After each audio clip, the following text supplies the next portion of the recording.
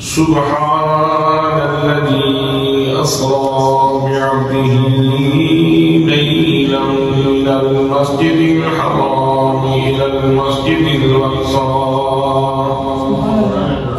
الذي باركنا حوله لنريه من آياتنا إنه هو السميع البصير. صدق الله مولانا العظيم وصدق رسوله النبي الكريم الأمين الرؤوف الرحيم. الصلاة والسلام عليك يا سيدي يا رسول الله وعلى آلك وأصحابك يا سيدي يا حبيب الله. معراج کی رتیاں دھوئے تھی ایک راج دلالات ہے.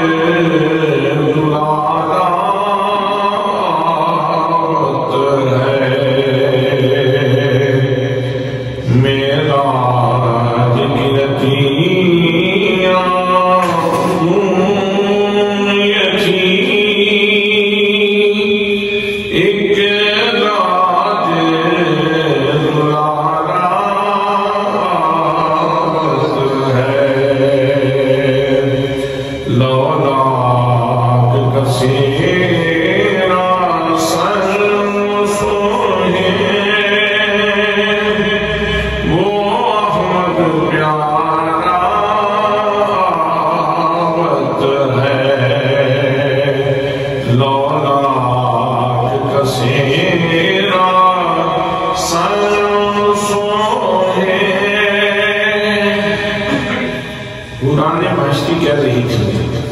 غلمان جنت کہہ رہے تھے، آسمانوں پہ متعین اور مقرر فرشتے کہہ رہے تھے لولاک کثیرا سنسوئے محمد پیارا آمد ہے. دھرتی سے اٹھا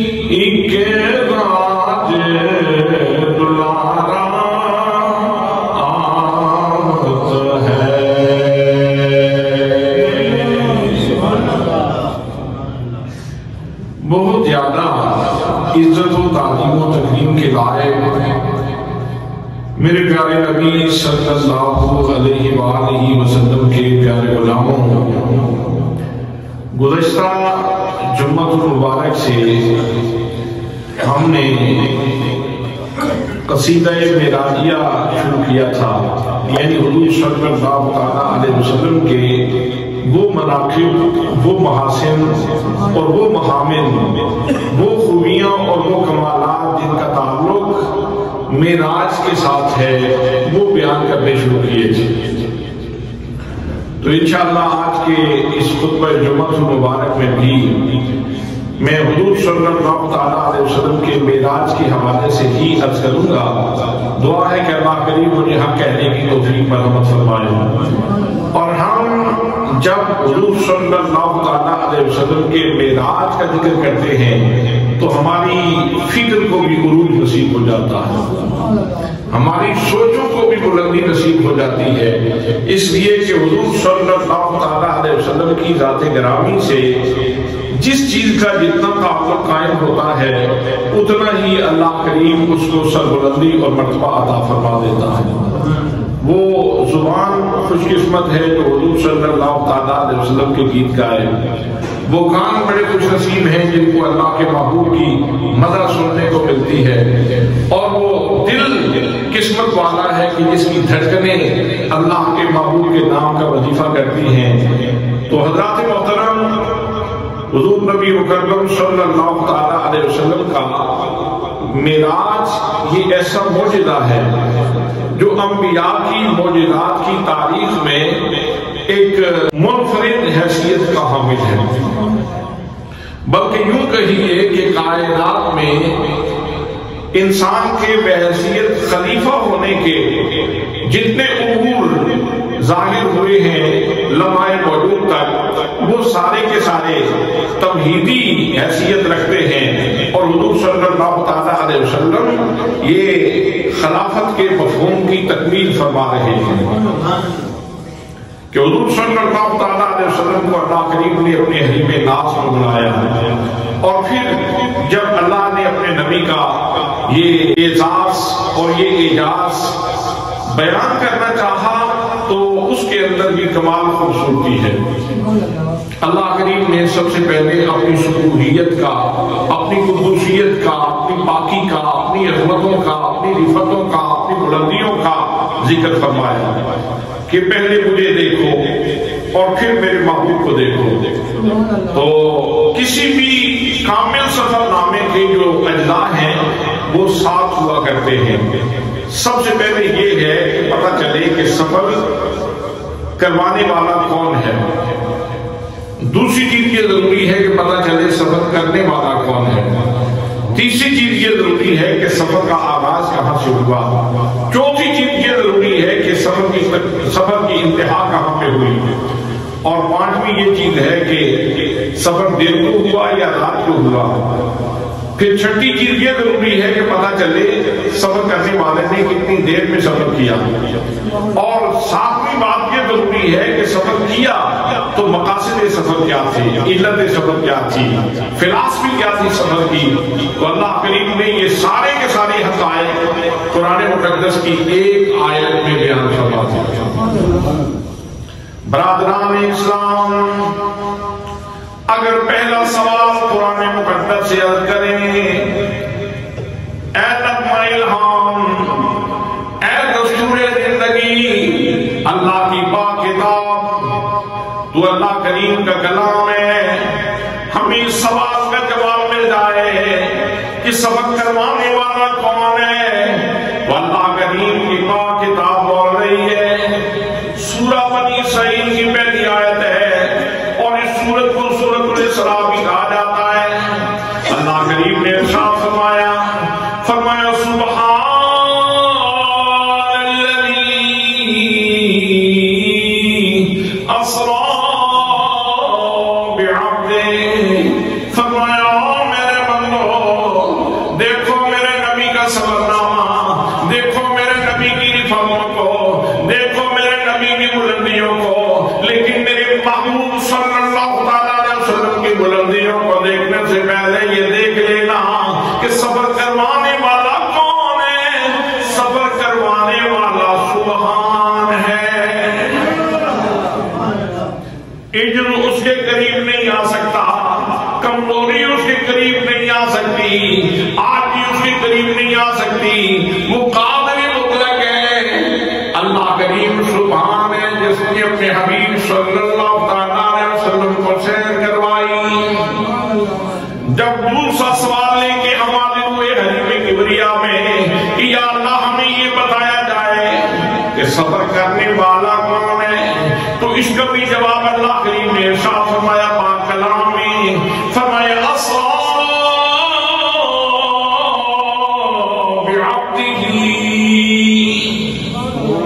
فرمایا صبر کرنے والا عبد مقدس ہے، عبد خاص ہے، خاص و خاص بندہ ہے صبر کرنے والا۔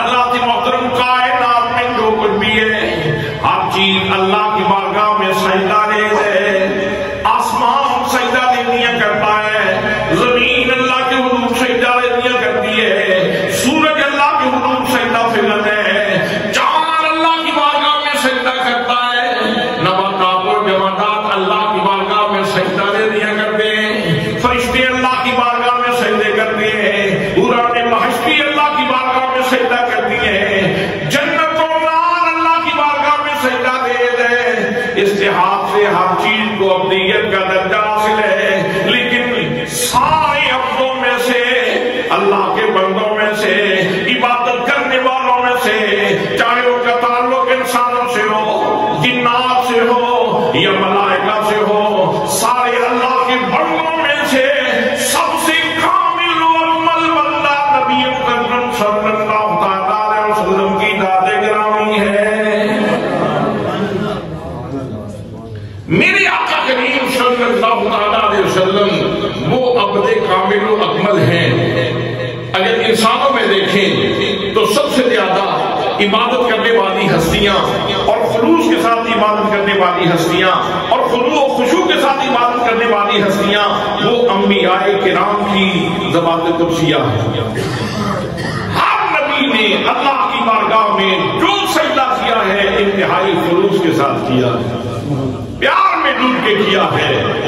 لیکن میرے دوستوں، جناب آدم علیہ السلام کی جتنے سجدے ہیں وہ فرش کے اوپر ہیں، جناب سیدنا حضرت نوح علیہ السلام نے زمین کے اوپر سجدے کیے، جناب ابراہیم علیہ السلام نے زمین کے اوپر سجدے کیے، فرش کے اوپر سجدے کیے، جناب اسماعیل نے فرش پہ سجدے کیے، جناب حضرت اسحاق علیہ السلام نے فرش پہ سجدے کیے، جناب موسیٰ اور عیسیٰ نے فرش پہ سجدے کیے، لیکن ایک محمد مصطفیٰ صلی اللہ علیہ وسلم کی ذات گرامی ہے جنہوں نے عرش پہ جا کے اللہ کی عبادت کی ہے۔ سبحان اللہ، وہ عبادت کس شان کی ہوگی کہ اللہ کریم کا جمال مطلق سامنے ہے، اللہ کے جلوے سامنے ہیں، اللہ کی ذات کے جلوے سامنے ہیں، اور محبوب صلی اللہ علیہ وسلم اللہ کے حضور جھکے ہوئے ہیں، اللہ کی بارگاہ میں اپنی الوہیت پیش کر رہے ہیں، ہدیہ نیاز پیش کر رہے ہیں۔ حضرات محترم، اس لحاظ سے میرے آقا کریم صلی اللہ علیہ وسلم اللہ کے خاص الخاص بندے ہیں، اللہ کے خاص الخاص بندے ہیں، اللہ کے وہ بندے ہیں کہ جس نے بھی عبادت کی ہے تو اللہ نے کسی نبی کو، کسی رسول کو یہ نہیں فرمایا کہ تھوڑی عبادت کیا کرو، لیکن جب نبی مکرم صلی اللہ علیہ وسلم نے عبادت کی، میرے آقا کی پنڈلیاں سوج گئیں، پاؤں متورم ہو گئے، حضرات محترم حبیب کبریا سے صلاۃ کیے، فرمایا یا ایھا المزمل، فرمایا چادر لینے والے محبوب تم اللیل الا قلیلا، رات کو قیام کیا کرو مگر تھوڑا کیا کرو نا، نصفہ آدھی رات کر لیا کرو، اب انقص منہ قلیلا، یا اس سے بھی کم کر لو، او زد علیہ، یا اس سے بڑھا لو۔ حضرات محترم، جتنے بھی انبیاء کرام تشریف لائے وہ سارے کے سارے اللہ کی بندگی کرنے والے ہیں، لیکن کسی نبی کو یہ نہیں فرمایا کہ تم عبادت کم کر لو۔ ہر نبی کے لیے یہ ہے کہ آدم علیہ السلام عبادت بھی میری اور مرضی بھی میری، جناب نوح عبادت بھی میری اور مرضی بھی میری، جناب ابراہیم عبادت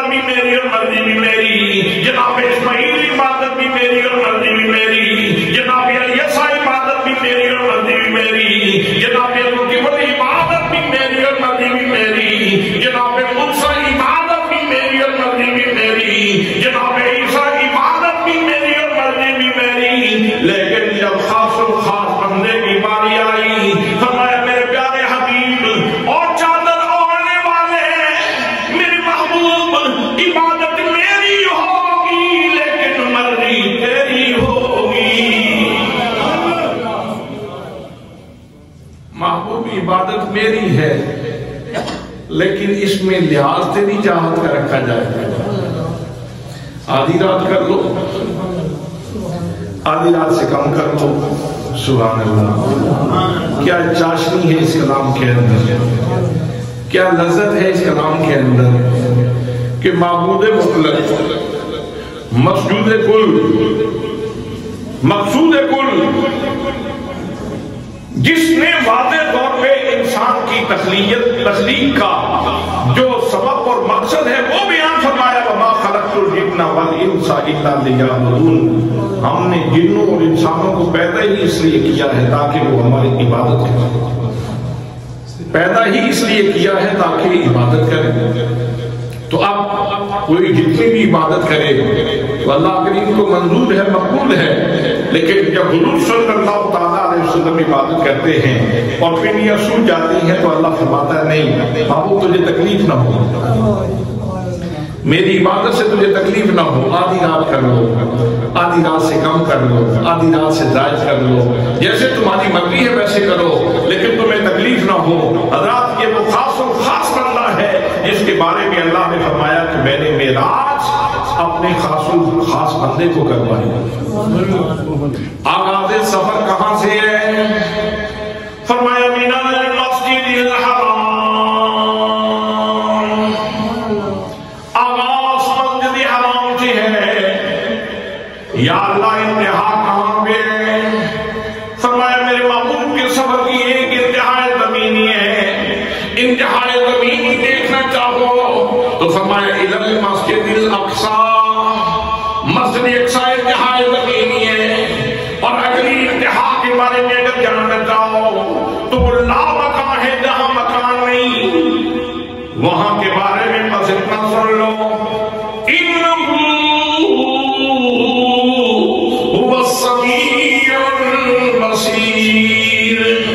بس اتنا سن لو, میرا محبوب اتنا قریب چلا گیا, اتنا قریب چلا گیا.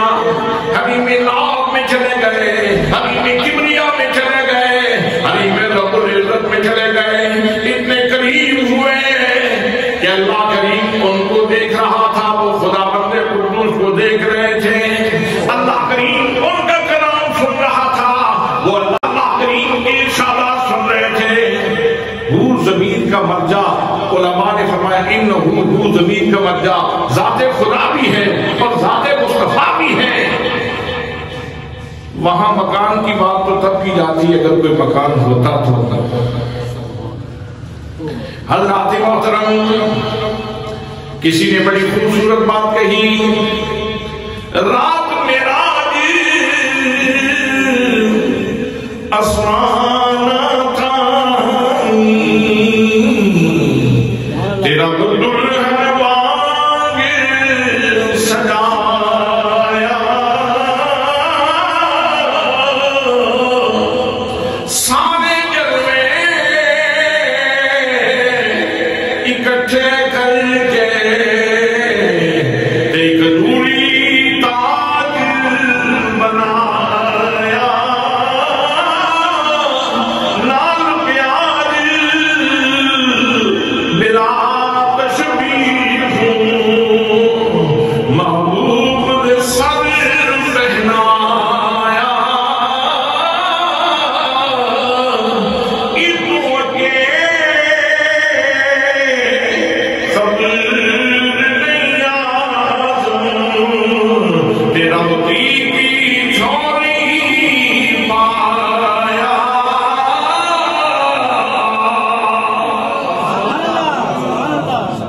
فرمایا انہو هو السمیع البصیر.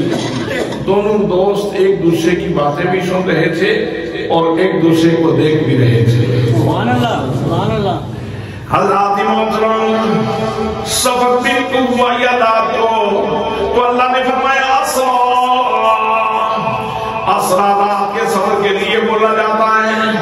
کتنی دیر لگی, کتنا وقت لگا, کتنے برہات لگے, کتنے دقائق لگے, کتنے منٹ لگے, کتنے سیکنڈ لگے.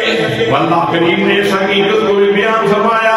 فرمایا لیلن, یہاں لیلن کی تنوین تقلیل کے لیے ہے, قلت بیان کرنے کے لیے ہے. فرمایا قادر مطلق نے اپنے محبوب صلی اللہ تعالیٰ علیہ وسلم کو اپنے حبیب ناز میں بلایا، مسجد حرام سے مسجد اقصی تک، مسجد اقصی سے آسمانی اول و ثانی و سادس و رابع و خامس و سادس و سابع سے گزارتے ہوئے، سدرۃ المنتہا سے گزارتے ہوئے، حجابات قدس سے حجابات نور سے گزارتے ہوئے اپنے محبوب صلی اللہ تعالیٰ علیہ وسلم کو عرش نور پہ لے گیا۔ پھر اللہ کریم نے انواروں سے جلیات کی بارش کی، اپنے محبوب کے اوپر مہربانیاں فرمائی، تحائف دے کے واپس بھیج دیا۔ وقت کتنا لگا؟ قرآن کہتا ہے بس تھوڑا سا وقت، تھوڑا سا وقت لگا۔ سبحان اللہ، سبحان اللہ۔ انسان اس جہان آب و گل میں آیا ہے، انبیاء کرام کو اللہ کریم نے مبعوث فرمایا ہے۔ انبیاء ہیں اللہ کا عرفان بانٹنے والے، اور باقی لوگ ہیں ان سے استفادہ کرنے والے۔ مقصود کیا ہے کہ ہم اللہ کا عرفان حاصل کر لیں، معرفت حاصل کر لیں۔ اور آپ اگر کوشش کریں، اگر اس کے اوپر تھوڑی سی جھگی ڈالیں اور اس کے اوپر تھوڑی سی محنت کریں تو آپ کی زندگی کے ذوق بدل جائیں گے۔ جب معرفت کی چاشنی نصیب ہوتی ہے تو دیکھنے سننے کے انداز ہی بدل جاتے ہیں، جب نظر بدلتی ہے تو نظارہ ہی بدل جاتا ہے۔ اللہ کے محترم، تو اللہ کے نبی کی زبان کے اندر بھی عرفان ہے اور اللہ کے نبی کے جسم کے اندر بھی عرفان ہے، اور خاص طور پہ جو انبیاء کرام کے معجزات ہیں یہ تو ہے ہی سراسر اللہ کریم کے عرفان کا جہان ہے، اللہ کی معرفت کا جہان۔ تو یہ کتنی بڑی معرفت انسان کو اللہ کی نصیب ہوتی ہے کہ مسجد حرام سے اللہ اپنے محبوب کو اٹھائے، براق پہ بچھائے، مسجد اقصی پہ لے جائے، امامت کروائے، پھر عالم بالا کی طرف لے جائے، اپنے عرش نور پہ بچھائے، اپنے محبوب سے کلام فرمائے، اور پھر اپنے محبوب کو تحفے دے کے واپس بھیج دے۔ محبوب واپس آئے تو کنڈی ہل رہی ہو، پانی چل رہا ہو، بستر گرم ہو۔ یہ اللہ کی قدرت اور اس کی معرفت کی کتنی بڑی دلیل ہے۔ سبحان اللہ، سبحان اللہ، سبحان اللہ۔ اور یہاں یہ بات بھی عرض کر دوں کہ جتنی کسی کی معرفت کامل ہوگی اتنی اس کی عبادت کا درجہ بلند ہوگا۔ ایک وہ بندہ جس کو پوری سی سمجھ ہے اس کی عبادت کا معیار اور ہوتا ہے، اور وہ جس کو اللہ کریم نے اپنی معرفت سے نواز رکھا ہے اس کے نماز پڑھنے کے انداز ہی ہوگی۔ میں اکثر آپ سے وہ سائیں توکل شاہ مالوی رحمۃ اللہ تعالیٰ علیہ کی عشاء کی نماز کے حوالے سے عرض کرتا رہتا ہوں۔ تو آپ نے جیسے عشاء کی نماز شروع کی تو آدھی رات تک فرائض ہی پڑھتے رہے، 4 فرضوں میں آدھی رات کر دی، 4 فرضوں میں آدھی رات کر دی۔ تو خادم کہنے لگا کہ حضور آپ نے اتنی دیر لگا دی، لوگ تو بڑی جلدی نماز پڑھ لیتے ہیں۔ آپ نے فرمایا لوگ پڑھ لیتے ہیں، ہم اتنی جلدی نہیں پڑھ سکتے، ہم اتنی جلدی نہیں پڑھ سکتے۔ تو اللہ جتنا عرفان کامل ہوگا، جتنی معرفت کامل ہوگی، اتنی عبادت میں لذت زیادہ ہوگی۔ تو اللہ کریم نے اپنے محبوب صلی اللہ تعالیٰ علیہ وسلم کو یہ جو کثرت سے معجزات عطا فرمائے، یہ اصل میں اپنا عرفان بانٹنا تھا، اپنی معرفت بانٹنی تھی، اپنی معرفت اللہ نے تقسیم کرنا تھی۔ سو اللہ نے اپنے نبی کی ذات کے ذریعے، اس کے معجزات کے ذریعے اللہ نے اپنی معرفت تقسیم کی ہے۔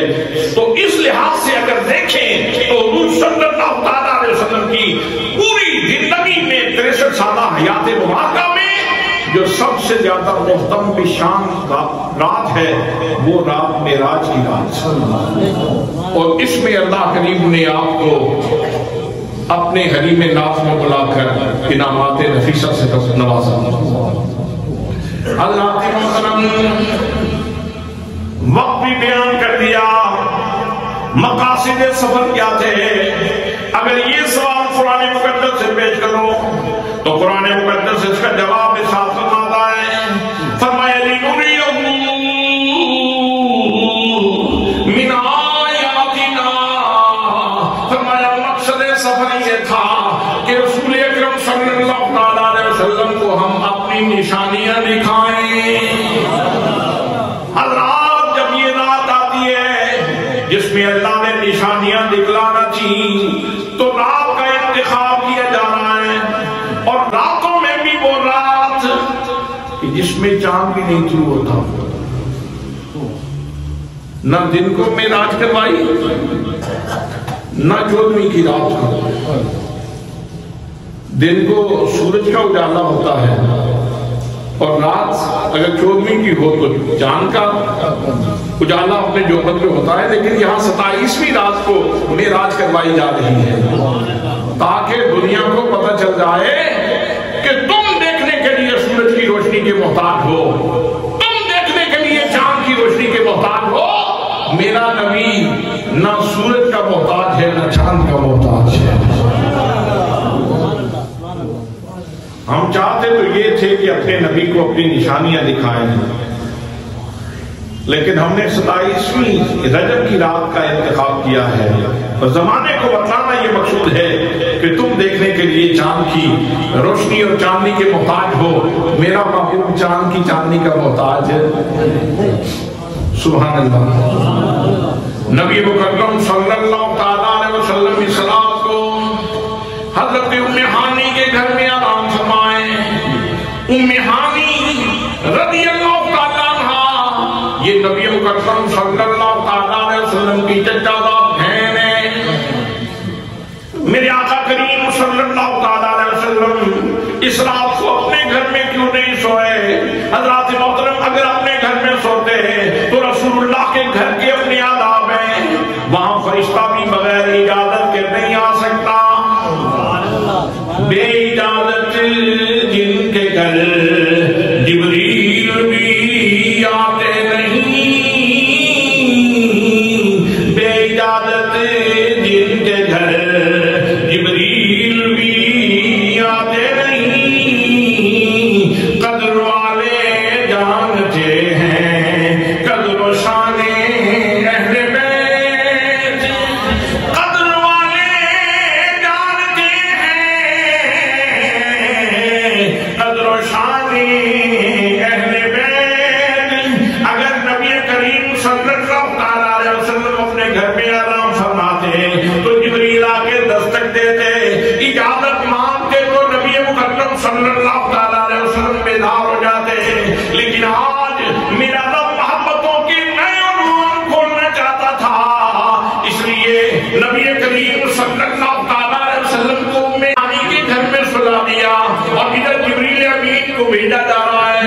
فرمایا جبریل جی رب جلیل کو، فرمایا جاؤ میرے محبوب کو لے کر کے آؤ، لو سنو ساتھ جاتے جاتے خوراک بھی لیتے جانا۔ 70,000 ملائکہ کی جماعت بھی ساتھ لیتے جانا۔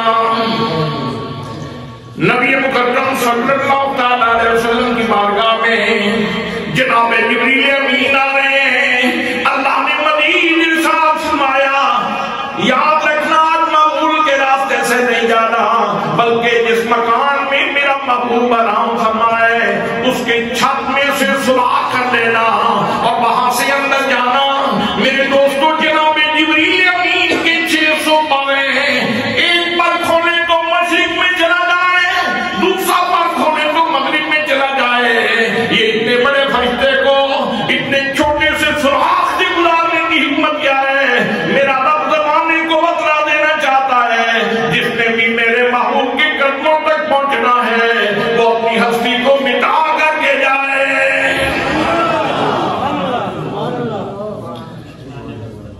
جس نے بھی محبوب کے قدموں تک پہنچنا ہے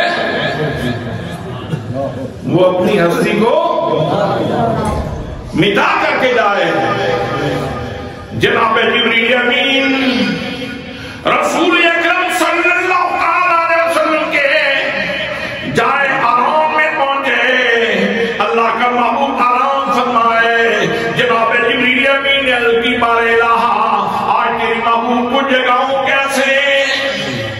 تو صاحب درۃ التاج نے لکھا، صاحب نصرت الواحدی نے لکھا، دیگر علماء نے لکھا، اہل حدیث کے علماء نے بھی اس روایت کو اپنی کتابوں میں درج کیا۔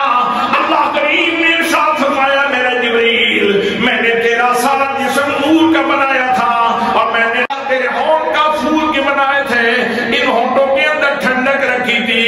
جبریل آج سوچتے جاؤ آگے بڑھ کے میری محبوب کے قدم چوم لو۔ یا جبریل قبل قدمی، فرمایا جبریل سوچتے جاؤ میرے محبوب کے قدم چوم لو۔ جناب جبریل امین رسول اکرم صلی اللہ علیہ وسلم کے قدم چوم رہے تھے اور زبان حال سے کہہ رہے تھے تیری معراج کے تو لوح قلم تک پہنچا اور میری معراج کے میں تیرے قدم تک پہنچا۔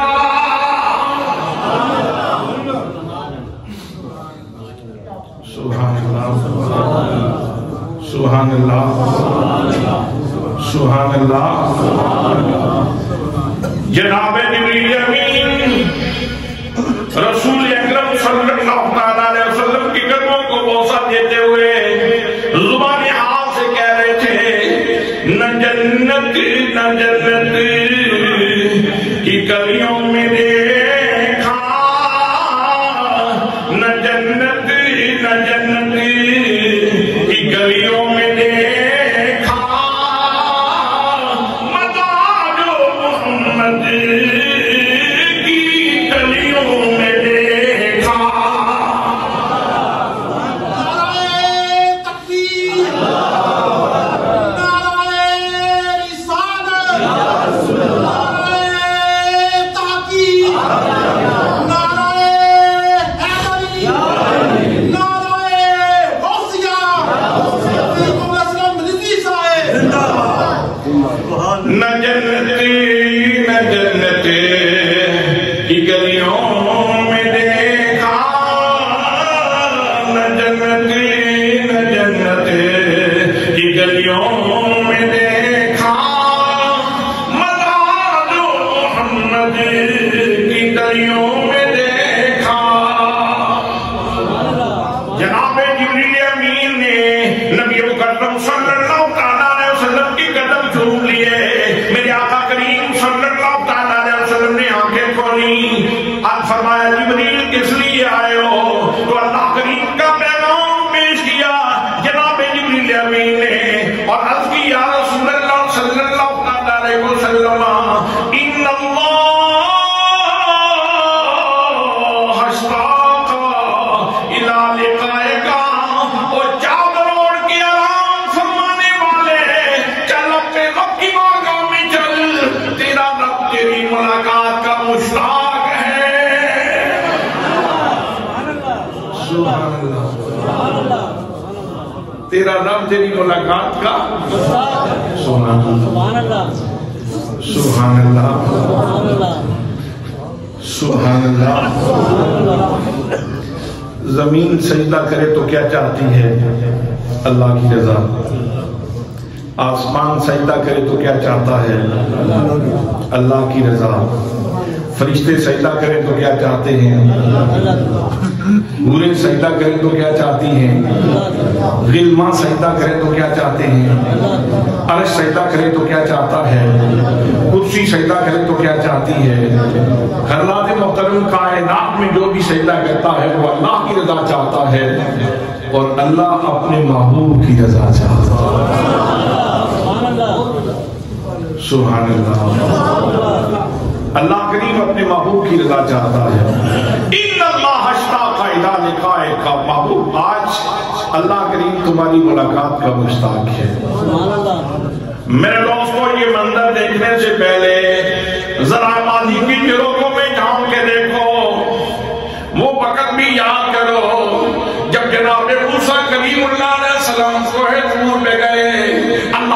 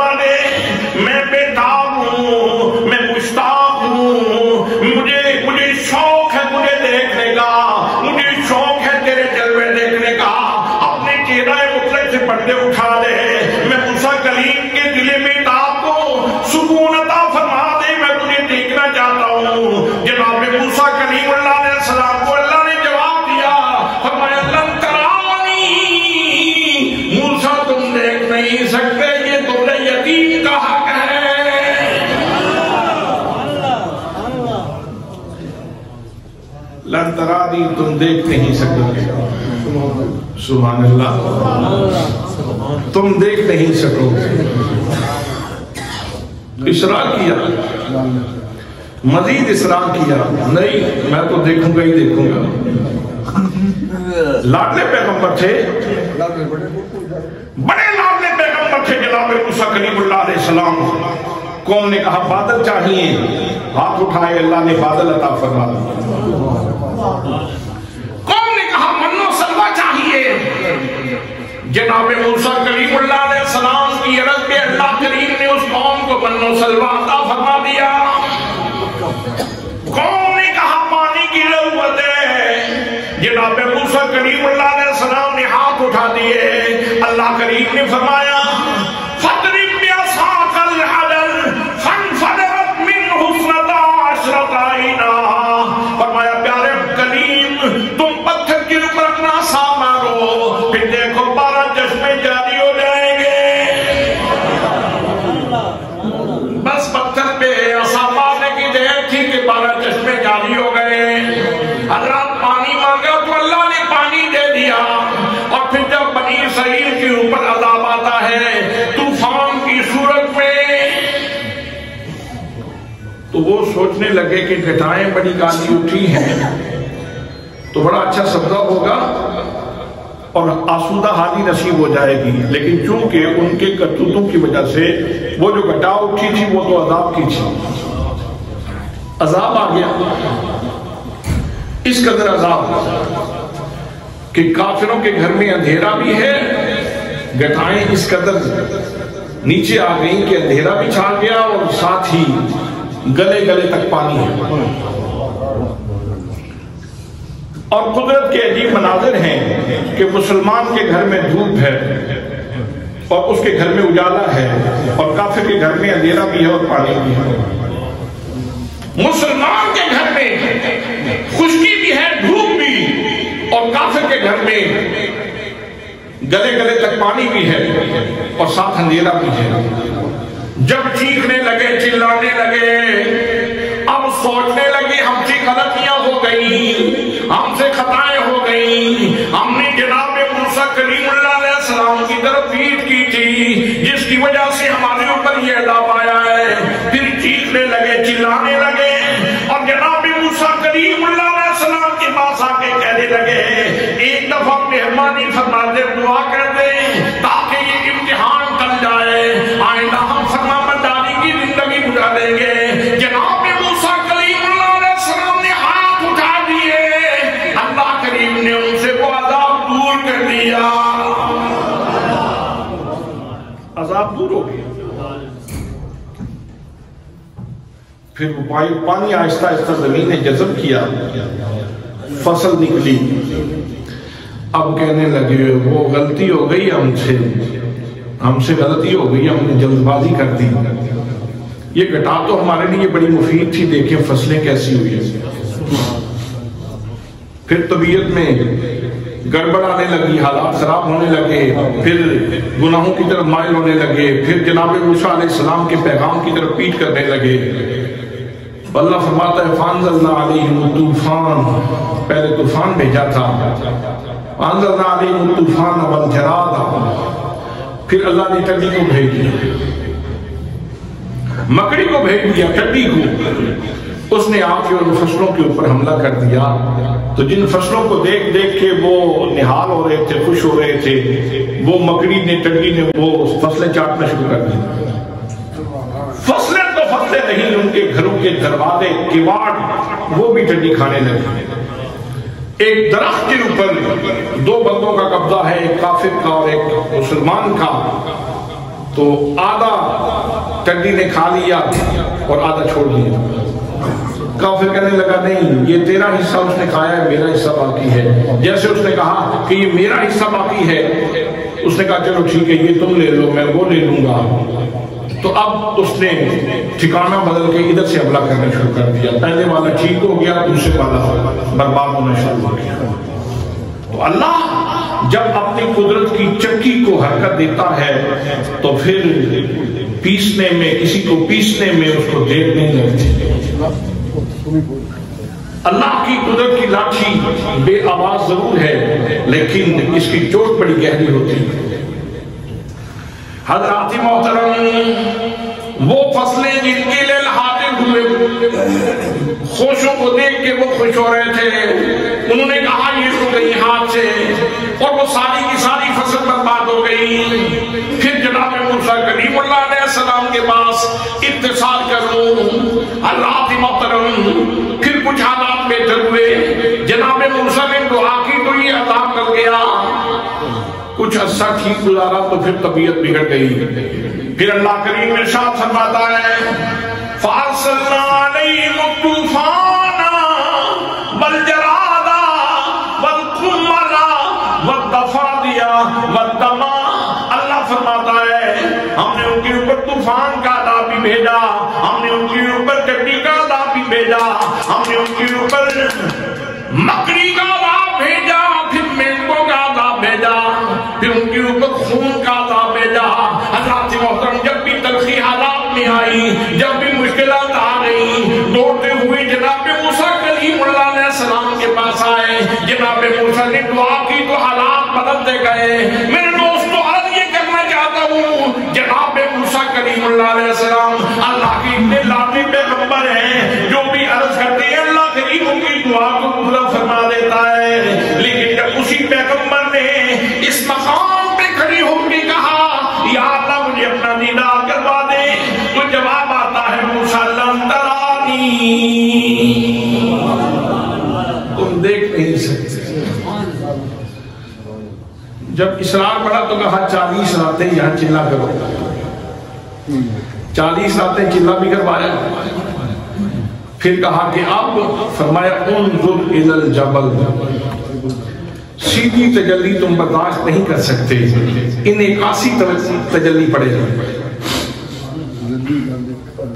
انظر الی الجبل، موسیٰ پہاڑ کی طرف دیکھو، اور علماء فرماتے ہیں کہ سوئی کے ناکے کے 1/3 حصے کے برابر، اور وہ بھی ذاتی تجلی نہیں، صفاتی تجلی۔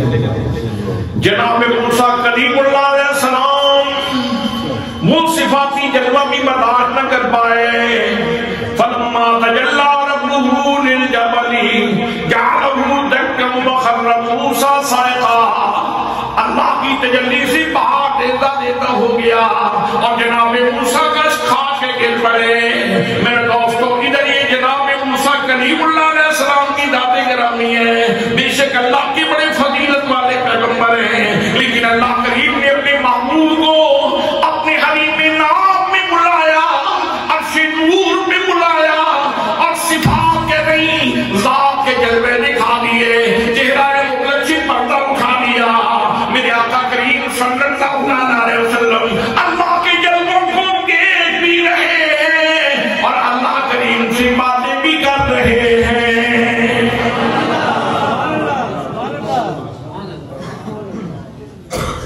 اسی لیے پیار والوں نے کہا قرب موسیٰ اور ہے، قرب محمد اور ہے،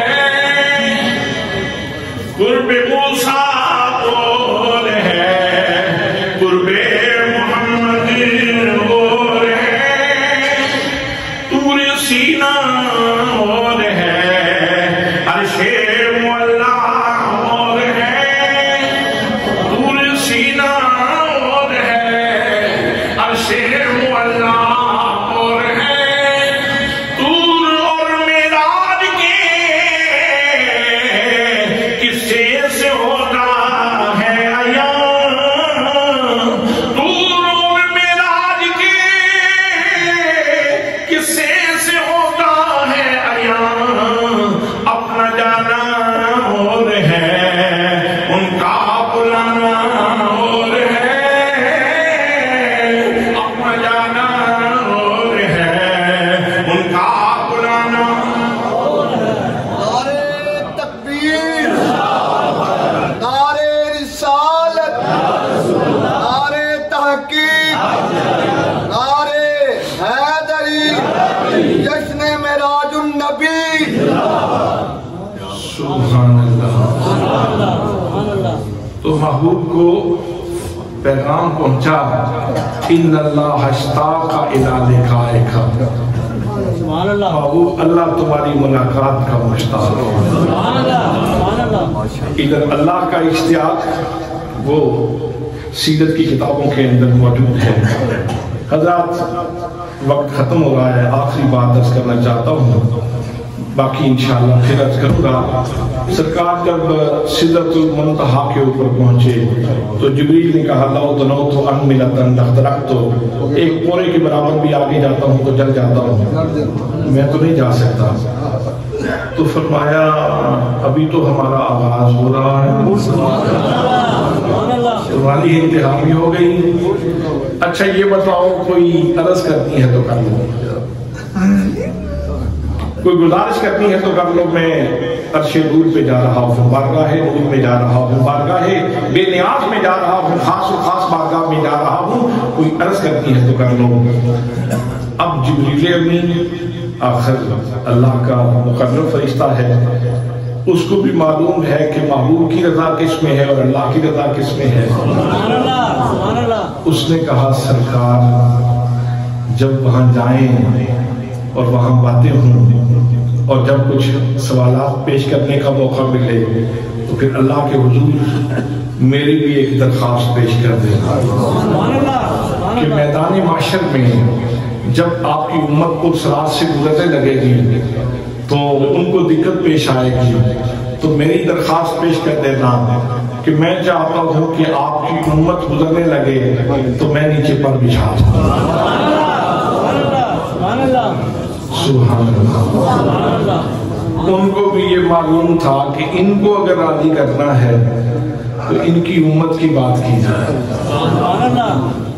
ان کو راضی کرنا ہے تو ان کی امت کی بات کی جائے۔ حضرات آج بھی یہی فلسفہ کار فرما ہے، جس نے اللہ کو راضی کرنا ہے وہ سرکار کی امت کو راضی کرے، وہ سرکار کی امت کو راضی کرے، اللہ کے بندوں کی خدمت کرو، اللہ کے نبی کی امت کو راضی کرو، ان کے ساتھ اچھے طریقے سے پیش آؤ۔ اسی لیے تو فرمایا گیا کہ جب بھی کسی مسلمان بھائی سے ملتے ہو تو مسکرا کے ملا کرو، مسکرا کے ملنے سے تیرا کوئی بل نہیں آتا اور اگلے کا دل خوش ہو جاتا، اور اگر تیری مسکراہٹ سے کسی کا دل خوش ہو گیا ہم صدقے کا ثواب لے کے دیں گے، اس نے صدقہ کیا تھا، مسکرا کے ملنا صدقے کا ثواب ہے۔ اور پھر ساتھ ہی یہ بھی ارشاد فرمایا اللہ نے قرآن مقدس میں وَقُلْ لِعِبَادِي يَقُولُ الَّتِي هِيَ أَحْسَنُ، محبوب میرے بندوں سے کہا کرو کہ یہ جب باتیں کرے نا تو باتوں میں حسن ہونا چاہیے۔ میرے بندوں سے کہنا کہ لغویات سے دور رہیں، غیر معیاری باتوں سے دور رہیں، غیر معیاری کلام سے دور رہیں۔ میرے بندوں سے کہنا کہ معیاری کلام کیا کرو، معیار کا خوبصورت کلام کیا کرو۔ پھر ساتھ ہی فرمایا اگر کسی کا لہجہ بگڑ جائے وجہ کیا ہو سکتی ہے، وجہ کیا ہو سکتی ہے؟ اگر کسی کا لہجہ بگڑا ہو، اگر کسی کے کلام کے اندر ترشی آ جائے، لوگوں کے دل توڑنے لگے تو وجہ کیا ہے؟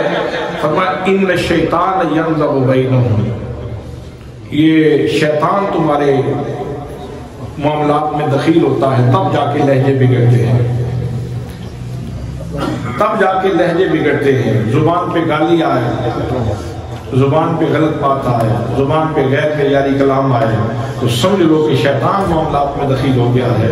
اللہ نے فرمایا محبوب میرے بندوں سے کہنا اچھا کلام کیا کرو، ایک کلمہ جو تمہاری زبان سے اچھا نکلتا ہے تو اللہ کریم اس کے اوپر بھی صدقے کا ثواب دیتے ہیں۔ اور جب کسی مسلمان بھائی سے ملتے ہو السلام علیکم 10 نیکیاں، ورحمت اللہ 10 نیکیاں، وبرکاتہ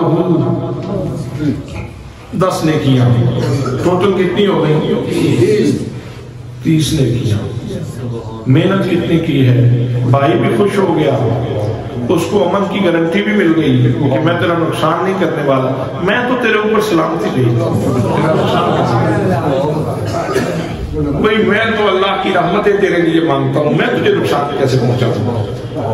میں تو یہ کہتا ہوں کہ اللہ تیرے اوپر اپنی برکتیں فرمائے، میں تیرا نقصان کیسے کر سکتا ہوں؟